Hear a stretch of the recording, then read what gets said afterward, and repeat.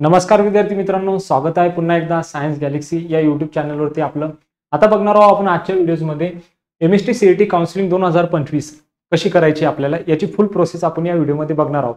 बघा, त्याच्यानंतर फुल प्रोसेस आपण या व्हिडिओमध्ये बघणार आहोत आणि पूर्ण डिटेल एकच व्हिडिओमध्ये आपण बघणार आहोत. बघा, आता लोकांच्या मनात असं आलंय का आपल्याला कोणतं कॉलेज घ्यायचंय, इंजिनिअरिंग करायची, फार्मसी करायची किंवा काही करायचंय, तर लोकांच्या डोक्यात असं बसलंय की जी प्रोसेस आहे ती खूप कॉम्प्लिकेटेड प्रोसेस आहे आणि लोक काय करतात याच्यासाठी काउन्सिलरकडे जात आहे. काउन्सिलरकडे जाण्याची गरज नाही मित्रांनो. आपल्याला आपण ही जी प्रोसेस आहे आपल्या हाताने करू शकतो. बघा, आता एक स्टुडंट होती बघा अमरावतीवरून, तिने मला कमेंट केली होती बघा, तिचा नेट कॅफेवाल्याने काहीतरी D2 रिझर्वेशन मधून तिचा BSc नर्सिंगचा फॉर्म फिलअप करून दिला होता. ती नाही म्हणत होती तरी त्या नेट कॅफेवाल्यांनी तो फिलअप करून दिला होता. तर तुमच्यापेक्षा जास्त तुमची डिटेल नेट कॅफेवाल्याला माहिती आहे का? नाही ना, तुम्हाला माहिती आहे ना.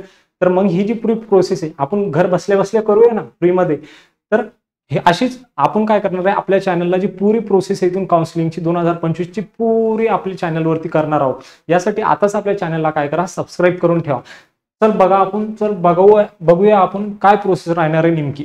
बघा, आता 2025 ची तुम्ही सीईटी दिली, सीईटी सेलची एक्झाम दिली, तर त्यानंतर काय येईल, तुमचं रिझल्ट येते. काय येते, सर्वात पहिले रिझल्ट येते. आता रिझल्ट आल्यानंतर आपल्याला काय करायचं असते, रजिस्ट्रेशन करायचे असते. आपल्याला XYZ कॉलेज घ्यायचंय आणि कॉलेजसाठी काय करावं लागते, आपल्याला रजिस्ट्रेशन करावे लागते.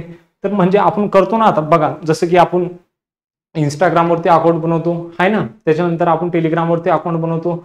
तर टेलिग्रामवरती पण एक युजर नेम असते बघा, तर त्या युजर नेमने आपण काय होतो, सर्च होतो. इंस्टाग्रामवरती पण आपला युजर नेम असतो, स्नॅपचॅटवरती पण आपला काय असतो, युजर नेम असतो. स्नॅपचॅटचे पण काय असतं, आपलं युजर आयडी अँड पासवर्ड असतं. तसंही आपल्याला याच्यावर पण काय करायचं, एक simple user ID and password बनावं लागते. आता बघा, तुम्ही स्नॅपचॅटचं जर अकाउंट ओपन करतात त्यामध्ये काय करतात, तुमचं नाव टाकणार आहे ना, बेसिक डिटेल आहे ना तुमची, तुमचं सरनेम टाकता, डेट ऑफ बर्थ टाकता. तसंच तुम्हाला या ठिकाणी काय करायचंय, सर्वात पहिले रजिस्ट्रेशन करायचंय, तुमचं एक अकाउंट बनवायचं, त्यामध्ये तुमची बेसिक डिटेल फिल करायची. आता आपण याच्यावर एक पूर्ण व्हिडिओ घेऊ, तुम्हाला काय काय त्याच्यामध्ये बेसिक डिटेल फिलअप करायची. कधी, जेव्हा तुमचा रिझल्ट लागेल त्यानंतर आपण याच्यावर काय घेऊ, एक सेपरेट व्हिडिओ घेऊ. तर बघा, मग सगळ्यात अगोदर तुमचा रिझल्ट येईल. रिझल्ट आल्यानंतर तुम्हाला काय करायचंय, रजिस्ट्रेशन करायचंय. सिम्पली तुम्हाला काय करायचंय, एक युजर आयडी आणि एक पासवर्ड बनायचे, त्याच्यामध्ये तुमचे एक बेसिक डिटेल फिल करायचे आणि काही डॉक्युमेंट अपलोड करायचे. आता ते जे डॉक्युमेंट आहे तुम्ही घर बसल्या बसल्याही करू शकता किंवा नियर बाय FC सेंटरवर जाऊन पण तुम्ही अपलोड करू शकता. जेव्हा आपण आपलं बेसिक डिटेल फिल करतो तिथे आपल्याला दोन ऑप्शन मिळतात, एक ई स्क्रुटिनी मोड मिळतो आणि एक फिजिकल स्क्रुटिनी. तुम्ही जर फिजिकल स्क्रुटिनी मोड निवडला तर तुमचा जो जवळचा कॉलेज असतो तुम्ही तिथे जाऊन तुमचे डॉक्युमेंट व्हेरीफाय करू शकता.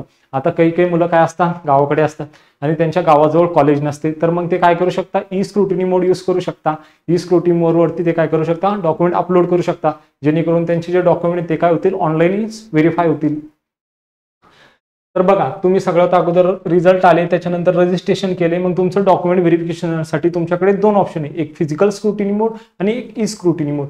तुम्ही त्याच्यापेक्षा अगर ई स्क्रुटिनी कधी चूज करणार, तुम्ही गावाकडे असेल त्यावेळेस, आणि जर तुम्ही तुमच्या जवळ जर कॉलेज असेल जवळपास तर तुम्ही कोणता स्क्रुटिनी मोड चूज करसाल, तर तुम्ही फिजिकल स्क्रुटिनी मोड चूज करसाल.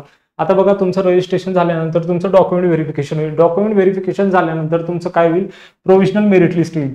काय येईल, तुमची provisional merit list. Provisional merit list आल्यानंतर प्रोव्हिजनल मेरिट लिस्टमध्ये काय असते, तुमचे बेसिक डिटेल असते, जसं की तुमचा रोल नंबर असते, तुमचं नाव असते, तुमचं SML नंबर असते.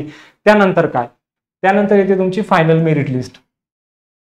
फायनल मेरिट लिस्ट का, पहिले प्रोव्हिजनल मेरिट लिस्ट आते आणि त्यानंतरही काही स्टुडंटच्या फॉर्ममध्ये काय असतात, मिस्टेक्स असतात आणि त्या मिस्टेक्स दूर करण्यासाठी आपल्याला एक ऑप्शन येतो, ग्रेव्हन्सचा ऑप्शन येतो. ग्रेव्हन्सला कोणकोणती मुलं अप्लाय करू शकता याच्यासाठी आपल्या युट्यूब चॅनलवरती काय एक सेपरेट व्हिडिओ आहे, ते तुम्ही बघू शकता.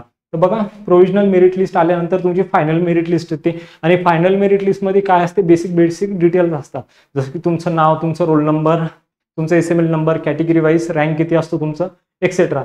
या प्रकारे त्याच्यामध्ये काय असते, माहिती असते. त्याच्यानंतर तुमचे होते कॅप राऊंड सुरू. आता कॅप राऊंड सुरू झाले, तुमचे 3 कॅप राऊंड असतात बघा. किती कॅप राऊंड असते, 3. आता बघा, तुम्हाला फर्स्ट कॅपला पार्टिसिपेट करायचंय, या फर्स्ट कॅपला तुम्हाला पार्टिसिपेट करायचंय, तर तुम्ही पार्टिसिपेट करताना तुम्हाला टाकायचे कॉलेज. आता तुम्हाला जर कॉलेज टाकायचे, तुम्हाला हे कॉलेजची लिस्ट कुठे मिळणार, तुम्हाला लास्ट इयरचा कट ऑफ कुठे मिळणार, तर तुम्हाला ह्या साईडवरती जायचं आहे, www.mahacet.org च्या MST CET च्या ऑफिशियल साईटवरती जायचंय आणि तुम्ही तिथून काय करू शकता, ते डाउनलोड करू शकता. नाहीतर तुम्ही आपल्या टेलिग्राम चॅनलला जॉईन केले तर तुम्हाला तिथे कट ऑफ मिळून जाईल लास्ट इयरचे. तुम्ही काय करू शकता, आता तिथून कट ऑफ बघू शकता. आता तुम्ही कट ऑफ बघितले, मग तुम्ही काय करणार, चॉईस फिलिंग करणार. तुम्ही काय करणार, कॉलेज टाकणार. आता कॉलेज कसे टाकणार, पहिले आता तुम्ही 3 कॉलेज टाकले, कॉलेज ए, कॉलेज बी आणि कॉलेज सी. आता तुम्ही 3 कॉलेज टाकले, ए, बी आणि सी, आणि तुम्हाला कॉलेज झालाय अलॉट बी नंबरचा. म्हणजे तुम्हाला आवडणारा कॉलेज तुमचा ए नंबरचा होता, त्याच्यानंतर तुम्ही ऑप्शन मध्ये बी टाकला आणि त्याच्यानंतर सी टाकला. आता तुम्हाला बी नंबरचा कॉलेज अलॉट झालाय आणि तुमचं असं मन करतंय की नाही मला ए नंबरचाच माझा कॉलेज व्हावा. तर याच्यासाठी आपल्याला करावं लागते बेटरमेंट. आता बेटरमेंटसाठी आपल्याला 1000 रुपीज पेड करावे लागते आणि आपल्याला कोणता ऑप्शन चूज करावा लागतो, बेटरमेंटसाठी जावं लागते. बेटरमेंटसाठी जाणे मीन्स आपण काय करू शकतो, नेक्स्ट प्रोसेसमध्ये इन्व्हॉल्व होऊ शकतो, आपण नेक्स्ट राऊंडसाठी इलिजिबल असू शकतो. आणि जर तिथेच आपला जो ऍडमिशन आहे, आता तुम्हाला सपोज तुम्हाला बी नंबरचंही भेटलंय कॉलेज आणि तुम्हाला काय, तुम्ही डिझायर येते कॉलेजसाठी, म्हणजे तुम्हाला आवडतोय तो कॉलेज आणि तुम्हाला तिथेच ऍडमिशन घ्यायचंय, तर तुम्ही काय करू शकता, तिथे फ्रेंच पण करू शकता. फ्रेंच केल्यानंतर तुमचं काय होऊन जाईल, तो कॉलेजवरती तुमचा ऍडमिशन जो आहे फिक्स होऊन जाईल. त्याच्यानंतर मग तुम्ही जर फ्रेज केले तर फ्रेज केल्यानंतर तुम्ही सेकंड कॅपसाठी इलिजिबल नाही राहत. आणि जर तुम्ही बेटरमेंट केले तर तुम्ही सेकंड कॅप राऊंड साठी काय असतात, इलिजिबल असतात.